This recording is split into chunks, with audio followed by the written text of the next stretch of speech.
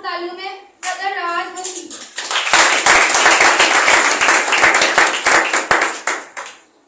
Hallelujah. यीशु मसीह के अजीम और खुदावंद नाम में आप सबको सलाम। हम खुदा के कलाम में से सीखते हैं। आज जो हम खुदा के अजीम और मुबारक और पुरफजल और बाइख्तियार कलाम को सीख रहे हैं। और ये कोई आम अल्फाज नहीं है जो यीशु मसीह ने सलीब पर अदा किए हैं।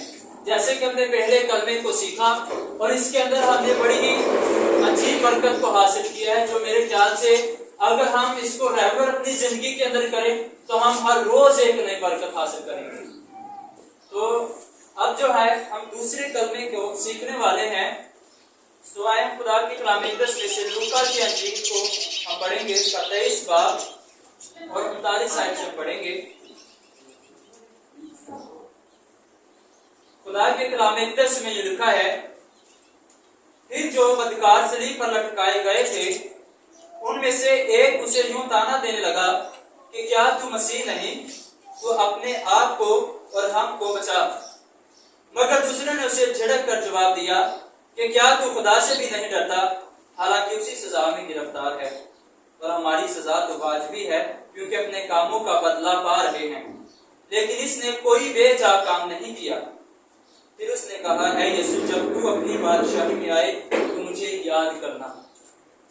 उसने इससे कहा, मैं तुझसे सच कहता हूं कि आज ही तू मेरे साथ फिरदौस में होगा। आमीन। हालेलुया। मेरे अजीजों, ये कलमा जो है 7 सलीबी कलमात में से दूसरा कलमा है।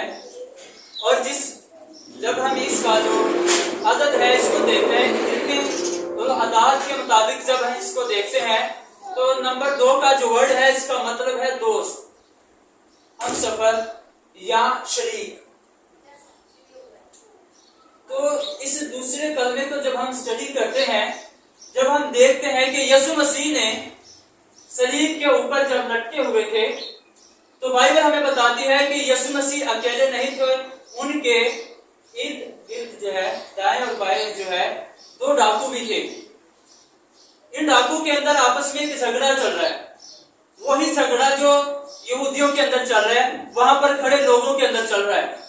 और वह झगड़ा ये है कि क्या ये वाकई मसीह है, क्योंकि जो यहूदी लोग थे उनका मानना यह था कि जो मसीह है उसके पास आलम अरवाह की कुंजियां हैं, और जिसके पास आलम अरवाह की कुंजियां हैं वो मरेगा नहीं बल्कि जिंदा हो जाएगा। और वो इस बात का वेट कर रहे थे, इंतजार कर रहे थे कि अगर ये वाकई आलम अरवाह की कुंजियां लिए हुए सलीब पर है तो फिर ये मरेगा नहीं।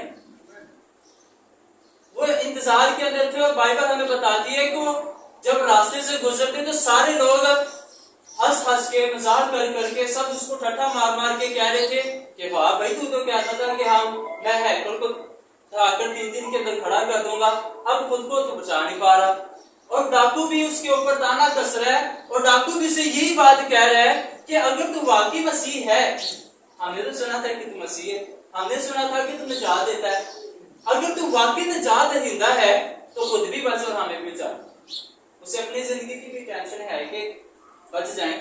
डाकू दोनों है और दोनों की एक ही फिक्र है कि हम कहीं मर ना जाए, कभी ऐसा काश भी हो जाए कि हम दोनों बच जाएं।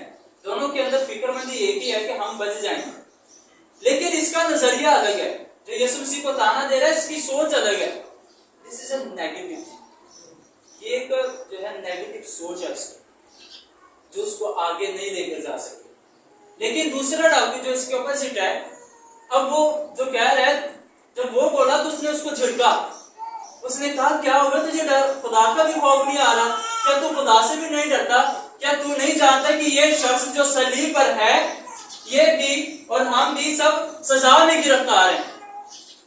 हमने कोई नेक काम नहीं किए, हमने लोगों के घर लूटे हैं, हम चोर हैं, हमने चोरियां की, डाके डाले हैं, हो सकता है कत्ल भी किए होंगे, जो बाइबल के मुताबिक जो है बड़ा खतरनाक जुर्म है और इसकी सजा मौत ही है। लेकिन यहाँ पर कुछ मामला इस तरह से बदल गया, लम्हात कुछ तब बदले जब उसने यीशु मसीह को जो है अपनी बुराइयों के अंदर नहीं गिना।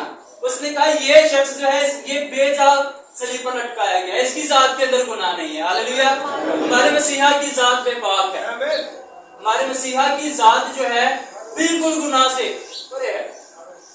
बेपरवाह है। और यीशु मसीह ने खुद ऐलानिया कहा कि कौन है जो मुझ में गुनाह साबित कर सकता है। हालेलुया। ये उसकी कुदरत है। जब उस डाकू ने इस बात को दोहराया, ये इस बात का इकरार किया कि ये वाकई